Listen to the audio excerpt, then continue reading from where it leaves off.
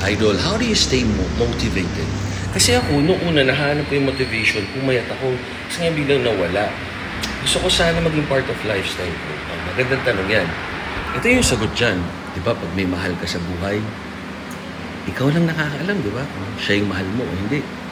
Kung sa business mo, ikaw nakakaalam kung kumikita ka o hindi. So, ganun din sa fitness mo. Ikaw lang nag-alam kung nag-work para sa'yo o hindi. So, kailangan manggaling sa'yo, hindi manggaling sa kanya. Kung manggaling sa iba, baka ma-offend ka ba? Kailangan kung saan nanggagaling sa atin. Kung gusto natin magbago, maging mas patient, mas mabait, kailangan manggaling sa atin.